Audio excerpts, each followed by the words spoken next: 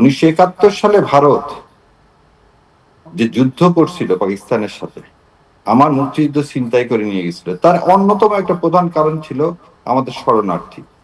60 থেকে 70 লক্ষ শরণার্থী ভারত রাখতে চায়নি, এবং এই রাখতে না চাওয়ার জন্য সেই সময় ভারত যুদ্ধ করে দিল। আমার যুদ্ধ সে ছিনতাই করে নিয়ে গেল এবং আমাকে অঙ্গরাজ্যে পরিণত করতে চেয়েছে। আজকে ভাই হয়তো বলতে ভুলে গেছে, মুসলমান হওয়ার জন্য ভোটাধিকার এনআর ওটা বলে এনআরআই বোধ হতে, ওখানে প্রায় 1.5 এসআইআর লক্ষ এসআইআর মুসলমান। এসআইআর হ্যাঁ, ওখানে থ্যাংক ইউ আপনাকে। জি। এই ওখানে এই মুসলমানদের নামগুলো পর্যন্ত অন্তর্ভুক্ত করা হলো না। তাহলে বাংলা ভাষাভাষী হলেই সে বাংলাদেশী, আই ফিল প্রাউড। তাহলে আর ভারতের পশ্চিমবঙ্গ আলাদা রাখার দরকার নাই, পশ্চিমবঙ্গ সহ আমাদেরকে দিয়ে দেখ না কেন, খালি লোকগুলো দিবেন কেন? কারণ এটাই তো ছিল সরাসরি স্বাধীন বাংলা জনাব আন্দোলন। শাহরিয়ার কবির, একটু আপনাকে একটা বিষয় ইন্টারাপ্ট করতে চাই। জনাব, যেমনটি বলছিলেন আপনি, 91 লক্ষ ভোটারদের মধ্যে এসআইআরে কিন্তু 51 লক্ষ হিন্দু রয়েছে, আমি কেবলমাত্র আপনাকে মুসলিমরা নয়।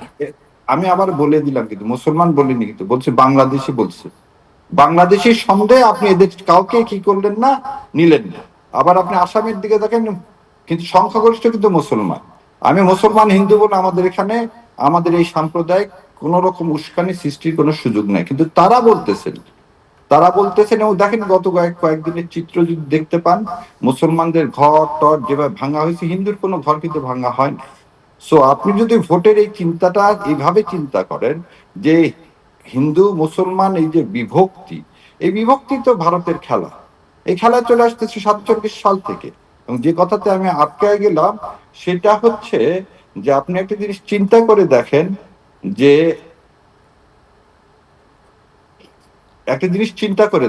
আমরা স্বাধীন সার্বভৌমত্ব চেয়ে আমাদের যদি সেই শক্তি থাকতো, আজকে যদি আমাদের হাতে আণবিক বোমা থাকতো, আমাদের যদি সেই মিসাইল থাকতো, তাহলে ভারত এরকম কথা বলার সাহস পায়?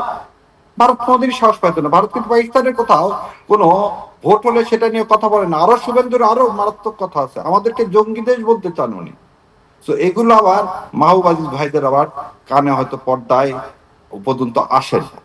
সো এই জন্যই দুঃখ অনুতাপ যে জুলাই যে আমরা ভারতীয় আধিপত্যবাদের বিরুদ্ধে যে যুদ্ধ করলাম, সে যুদ্ধের ফসল, হ্যাঁ এইখানে আমি ভাইয়ের সাথে হয়তো একমত, ইউনূস সাহেবরা আমাদের হাতে দিলেন না। কিন্তু একটা জিনিস বলে দিই, জিয়া পরিবার আমার আত্মবিশ্বাস, জিয়া পরিবার অতন্দ্র প্রহরী, এবং জিয়া পরিবার কোনোভাবেই এই পুশিনকে কোনোভাবেই মানে সমর্থন করবে এটা মনে হয় না, এটা আমি আশা করি না এবং এটা সমর্থন করি না। এবং তারা যদি এটা করে, আমার বিশ্বাস হয় না জনাব প্রধানমন্ত্রী এটা একসেপ্ট করবে। সেই জন্য সালাউদ্দিন সাহেব আগেই বলে দিলেন পুশিং করা, এই পুশিং করার এই কালচারটা আমরা দেখছি। এই যে গতকালকে একটা লোককে দিছে বিডিআর ফেরত পাঠায় দিছে হিলিতে। সো এই যে এগুলো ইন্ডিয়া করবে, ইন্ডিয়া আপনার কোনোদিন পার্শ্ববর্তী বন্ধু কোনোদিন ভালো ছিল না। ওই পার্শ্ববর্তী বন্ধুই আপনার ঘরে আগুন লাগানোর জন্য সবসময় চেষ্টা করছে। আর ভাইয়ের আর একটা কথা বলে দিন, 26 লক্ষ যদি ভুল হয়ে থাকে, তাহলে আপনি একটু পরিসংখ্যান দেখেন যে বাংলাদেশ থেকে সবচেয়ে হাইয়েস্ট রিমিটেন্স কিভাবে ইন্ডিয়াতে গেল সারা পৃথিবীর মধ্যে। আমার দেশে ইন্ডিয়ানরা চাকরি করতো বলেই তো ভারতের হাইয়েস্ট রিমিটেন্স আনার হলো বাংলাদেশ থেকে। 26 লক্ষ যদি না হয়ে ওই 30 লক্ষ শহীদের মতো যদি ওরকম মিস কোটেশন করে থাকেন, তাহলে পরিসংখ্যান তো তা বলতেছে না। পরিসংখ্যান বলতেছে কি, বাংলাদেশ থেকে হাইয়েস্ট ফরেন আর্নার ছিল ইন্ডিয়ানরা। সো বাংলাদেশকে চুষে খাওয়ার দিন শেষ। আর শুভেন্দু বাবুরা আমাদের এদিকে হাত দিলে হাত পুড়ে যাবে। আমরা এখন অস্ত্র জমা দিছি, ট্রেনিং জমা দিইনি।